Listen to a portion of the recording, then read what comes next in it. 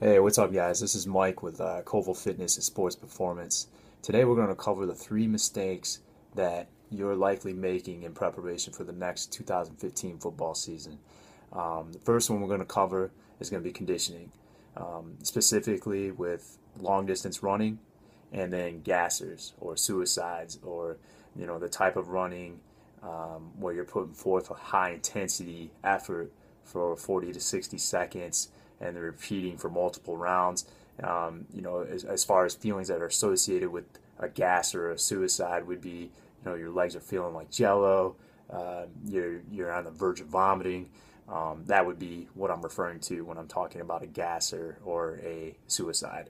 So first, the long distance running, and why this can be detrimental to your performance on the field and your preparation leading up to the season. One, I'm not going to disagree and say that an aerobic base is not a very vital component of getting you prepared for the season and your performance on the field. But the way that the body responds to long distance running isn't very optimal to ensuring that one, you stay healthy, and two, that you're getting the benefit that you're looking for. There's been research done that shows that when we make impact with the ground, with a stride and running, that our body absorbs up to 6 to 7 times the amount of our body weight. So let's say you go for a 5 mile run, that's a lot of foot contacts. That's a lot of force absorption over time, that can have wear and tear on your body and increase your chances of getting hurt. So, you think about like all the pounding that your knees and your ankles, your hips take from that running, and that can be, very detrimental towards what your goal is for the season. And that can be even magnified if you're a lineman. If you're a bigger guy, carrying more weight, that's just more weight that you're absorbing throughout that long duration run. There's better ways that we can develop your aerobic base, and we don't necessarily have to do long distance running in order to achieve that. We can do that through med ball circuits. We can do that through extensive tempo runs. There's many different ways that we can attack this and make sure that you're still getting that same benefit. Looking at the other side of the coin with gassers or suicides, that energy system, before I go into that, you have different energy systems that your body can pull from in order to produce energy. And the energy system that we utilize for gassers or suicides is much different than the one that we actually use in the game of football. So if you think about a football game, you're spending about per play about tops 6 seconds tops at a high intensity, and unless it's a drawn out play where it's a an 80-yard touchdown run or something like that. But most of the time you're going to be spending about 6 seconds, at the higher end where you're putting forth maximal effort, followed by about a 30-second recovery period, depending on what type of offense you play in, or if you're on defense, what type of offense you're playing against. It could be shorter. So the key is staying away from training that energy system, because we're not actually training specific for football. We're training something else. That system that you're training right there, that's not to say that it shouldn't be trained at all, but we can maximize that system in a matter of a few weeks. And we can do that in better ways than running gassers or suicides, because you think about one of the first things that's going to go is you fatigue, and that's what we're doing is we're creating fatigue. Your technique's going to go, and as your technique goes and it starts getting sloppy, your chances of getting hurt increase. So we want to stay away from that.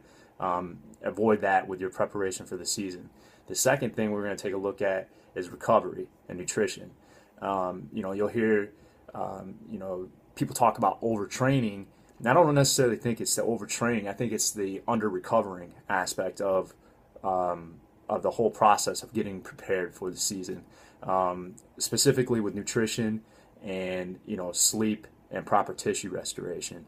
So looking at with nutrition, it's very common for us to work with high school kids. They come in here and it's throughout the day it's either they go long durations without eating anything, and then when they do eat, it'll be like pizza or chicken fingers, French fries, things like that that aren't necessarily fueling your body for, elite performance, and that's what we're chasing right now. We're chasing elite performance. So making sure that you're, first and foremost getting proper, foods, your fruits, vegetables, lean meats, making sure you're getting those into your system, and then also your carbohydrates and your proteins are going to be very important as far as carbohydrates fueling your body for your workouts, your practices, whatever it is that you're performing for, and they're also going to be very vital to recovery. And your proteins are going to be really important for holding on to that muscle mass that you're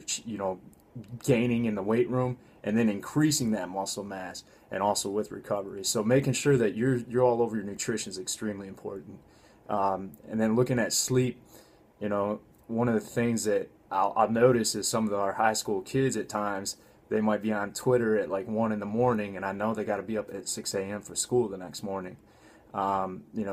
Get off social media, get to bed, make sure that your room's, completely dark, there's no artificial lights. Make sure you're not staying up watching TV until the last minute before you go to sleep. Those are going to be very important things to make sure that you're well rested and well recovered. And then the final thing is making sure that you're, taking care of your muscles. So, and helping them recover. And, besides the sleep and the nutrition, the other way to do that is make sure that you're doing it with proper tissue restoration. Or, I'm not sure if you guys are familiar with a foam roller. That's a really effective tool, but basically what it is a way for you to self-massage those muscles that get worked during your workouts or your training, your practices or your games. Okay. The final thing that we'll cover that we see commonly mistakes that we commonly see is a type of lifting that's going on in preparation for the season.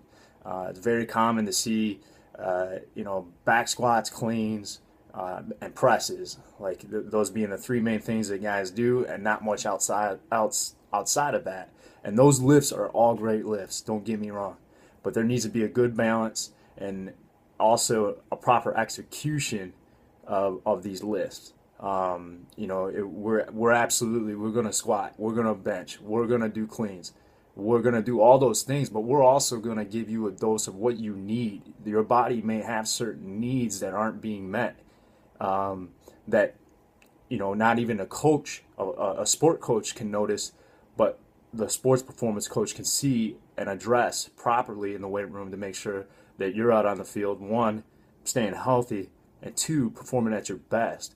And so those are the three things right there that we commonly see as mistakes leading up to preparation of a football season for high school athletes. So if you want to learn how we can help you out, be sure to enter your information below, and then we'll provide you with what we got coming up with our football strength, power, and acceleration camp we'll be holding this summer. Thanks a lot, guys.